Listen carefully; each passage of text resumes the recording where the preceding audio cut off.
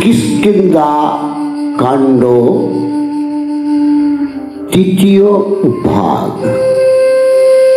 বিধি নিবন্ধকে বা করিবে খণ্ডন, বানরের সত্ত্বে বদ্ধ নারায়ণ।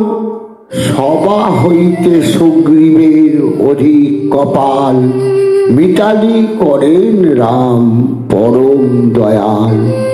উভয়ে কহেন কথা শুনেন উভয়ে, উভয়ে উভয়ে প্রতি প্রতি অতি প্রীতিশয়। উভয়ে মিত্রতা যে শুনে কিংবা কয়, সুগ্রীবের মতো তার হয় ভাগ্যোদয়। সুগ্রীব বলেন রাম কহি অবশেষে, পাইয়াছি রাম বুঝি সীতার উদ্দেশ। আমরা বানর পঞ্চ ছিলাম পর্বতে, দেখিলাম এক কন্যা রাবণের রথে। হাত পা আছাড়ে করে কঙ্কণের ধ্বনি, গরুরের মুখে যেন বদ্ধা ভুজঙ্গিনী। গলার উত্তরীয় গায়ের আভরণ, রথ হইতে পড়িল যেন তারাগণ। অনুমান বুঝি তিনি তোমার সুন্দরী, যত্ন করি রাখিয়াছি ভূষণ উত্তরী। যদি আজ্ঞা হয় তব আনি তা এখন, হয় নয় চিনমিত্র সীতার ভূষণ। শ্রীরাম বলেন মিত্র কর যে বিধান, দেখাও সীতার চিহ্ন রাখো মম প্রাণ। আভরণ আনেন সুগ্রীব যে স্থলে, দেখিয়া রামের শোক সাগর উথলে।